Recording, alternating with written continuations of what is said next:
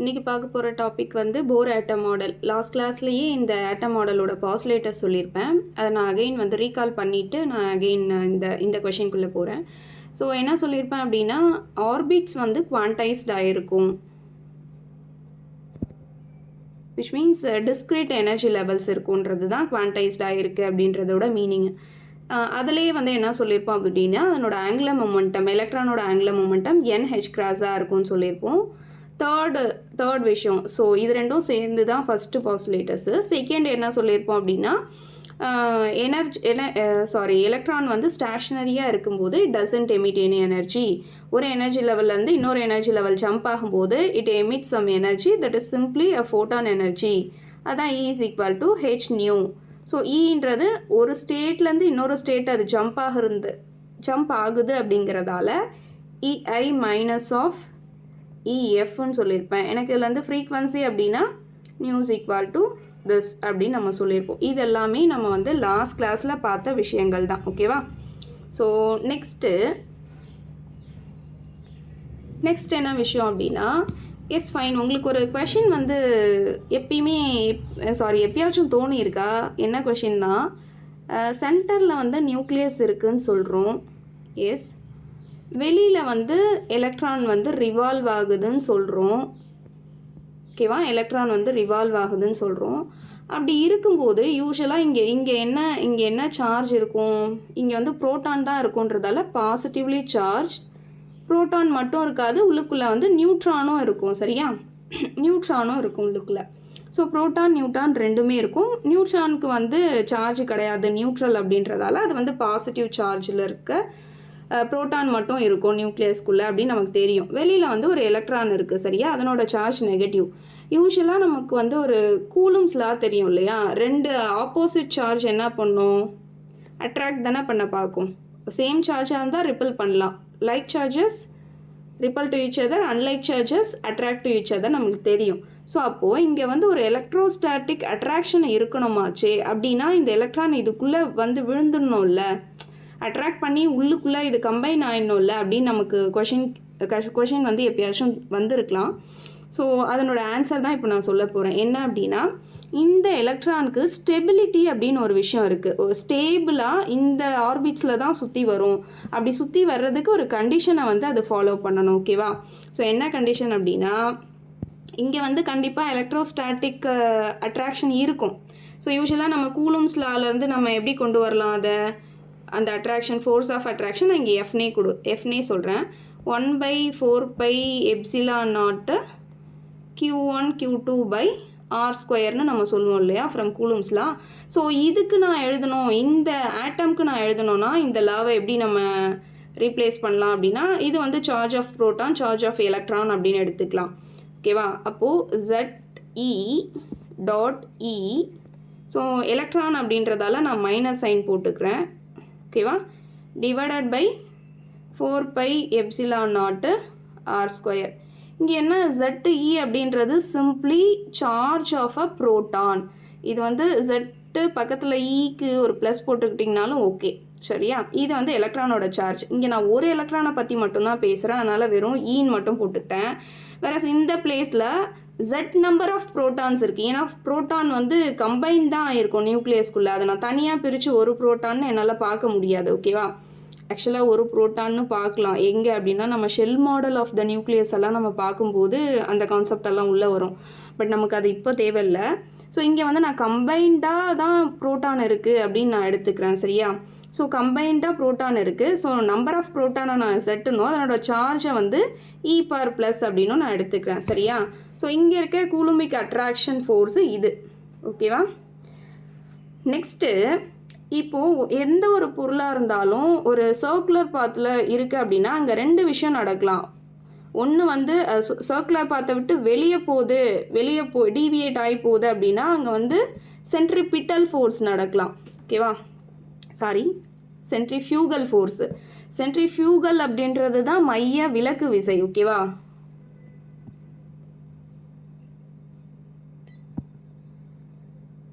Centrifugal அப்படிங்கிறது மைய விலக்கு விசை.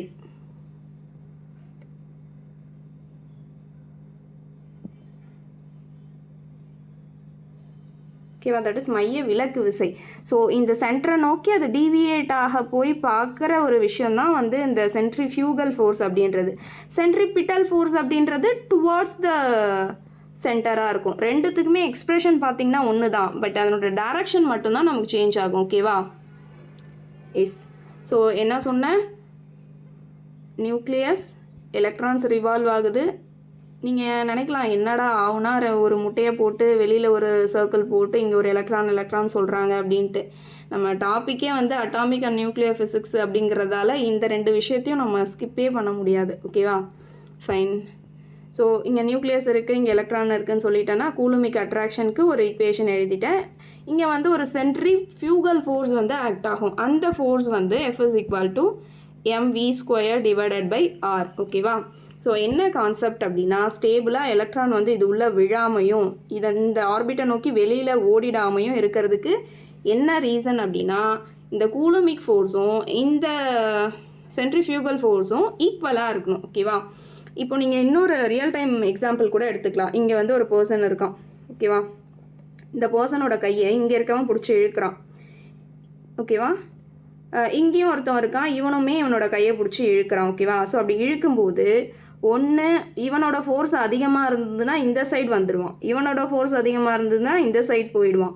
யோசிச்சு பாருங்கள், இப்போ இந்த ரெண்டு ஃபோர்ஸுமே ஈக்குவலாக இருந்தால் என்ன ஆகும்? எஸ், எங்கேயும் நகர மாட்டான், அதே இடத்துல இருப்பான். சப்போஸ் அவன் மூவிங்கில் இருந்தால் அந்த மூவிங்லேயும் எந்த சேஞ்சஸ் வந்து இருக்காது. ஓகேவா, ஸோ அப்போ அந்த சென்டர் பொசிஷன்லேயே அவன் வந்து மெயின்டைன் ஆவான். சரியா, அப்போ என்ன, அந்த ஃபோர்ஸ் வந்து நமக்கு ஈக்குவலாக இருக்கணும். ஓகேவா, எஸ், எக்ஸாம்பிளுக்காக சொன்னேன். ஸோ இப்போ இந்த ரெண்டு ஃபோர்ஸும் ஈக்குவலாக இருக்கும்போது அந்த எலக்ட்ரான் வந்து ஸ்டேபிளாக அந்த ஆர்பிட்ஸில் வந்து ரிவால்வ் ஆகும். ஸோ அப்போ அந்த ரெண்டு ஈக்குவேஷனை நான் கம்பைன் பண்ணி எழுதணும்னா -ZE² divided by 4πε0 r², that should be equal to mv² by r. இது வந்து தெரிஞ்சு மட்டும் வச்சுக்கோங்க. ஓகேவா, பட் இதிலேருந்து கொஷின் கேட்பாங்க அப்படின்னா அந்தளவு கேட்க மாட்டாங்க, பட் கான்செப்ட் வந்து நமக்கு தெரியணும். இதுக்கப்புறம் வர விஷயங்கள் தான் இம்பார்ட்டன்ட். ஓகேவா, ஸோ நெக்ஸ்ட் என்ன அப்படின்னா, நமக்கு ஆங்குலர் மொமெண்டமுக்கு வந்து ஒரு ஈக்குவேஷன் எழுதியிருப்பில்ல, L is equal to NH cross. So ஹெச்சை வந்து h/2πன்னு எழுதியிருப்பேன். ஹெச்ன்னு வரும்போது இது வந்து பிளாங்க் கான்ஸ்டண்ட்டாக வரும். It has some value 6.64 into 10⁻⁻34 joule second. Yes, joule second தான். எஸ், ஸோ இது வந்து ஹெச்சோட நியூமரிக்கல் வேல்யூ. ஓகேவா, so L is equal to NH/2πன்னு நமக்கு தெரியும் இல்லையா. ஸோ இந்த எல்லுலேருந்து L is equal to NH/2π, எனக்கு எல்லுக்கு இன்னொரு ஈக்குவேஷனும் நான் எழுதியிருப்பேன். அது என்னன்னா mvr அப்படின்னு. ஸோ இது ரெண்டும் ஈக்குவல் தான். அப்படி இருக்கும்போது எனக்கு இதிலேருந்து வியோட வேல்யூ ஃபைண்ட் அவுட் பண்ணலாம். That is v is equal to NH divided by 2πmr. ஓகேவா, இதை எடுத்துகிட்டு போயிட்டு நம்ம எங்கே அப்ளை பண்ண போகிறோம் அப்படின்னா, இதுக்கு முன்னாடி ஒரு ஈக்குவேஷன் இருக்கும் இல்லையா, நம்ம வந்து ரெண்டும் ஈக்குவல்னு சொல்லி ஒரு ஈக்குவேஷன் எழுதியிருப்போம்ல, என்னால் அந்த பேஜுக்கு போக முடியல. அங்கே எடுத்துகிட்டு போயிட்டு இந்த வெலாசிட்டிக்கான டேர்ம் விச் மீன்ஸ் ஒன்றும் இல்லை, அந்த mv² by r is equal to -ZE² divided by 4πε0 r²ன்னு ஒரு ஈக்குவேஷன் இருக்கும்ல, இதில் வந்து இந்த வியை ஸ்கொயர் பண்ணி இந்த ஈக்குவேஷனில் நம்ம அப்ளை பண்ணோம் அப்படின்னா ஃபைனலாக நமக்கு என்ன கிடைக்கும்னா, final equation for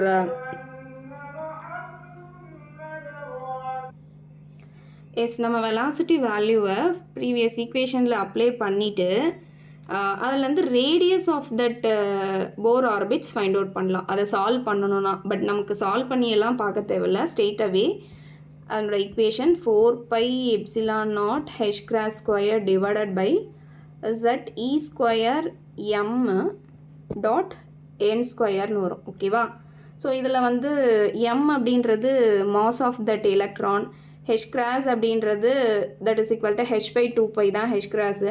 epsilon naught அப்படின்றது பெர்மிட்டிவிட்டி ஆஃப் ஃப்ரீ ஸ்பேஸு. இதனோட வேல்யூ பார்த்தீங்கன்னா 8.85 இன்ட்டு 10⁻⁻12ன்னு இருக்கும். நெக்ஸ்ட் வந்து ஜெட்டுன்றது அட்டாமிக் நம்பரு. சப்போஸ் நான் ஹைட்ரஜன் அட்டமாக எடுக்கிறேன் அப்படின்னா அட்டாமிக் நம்பர் என்ன? எஸ் 1. ஓகேவா? நம்பர் ஆஃப் ப்ரோட்டான் 1 தானே ஹைட்ரஜனில். ஸோ 1ன்னு வந்துடும். ஓகேவா? ஸோ n அப்படின்றது நம்ம ஏற்கனவே சொல்லியிருக்கோம் பிரின்சிபல் குவாண்டம் நம்பர் அப்படின்ட்டு. ஓகேவா? ஸோ இதில் வந்து நம்ம அல்டிமேட்டாக தெரிஞ்சுக்க வேண்டிய விஷயம் என்ன அப்படின்னா radius equal to R directly proportional to the n square அப்படின்ற விஷயம் தான் இதில் இம்பார்ட்டன்ட்.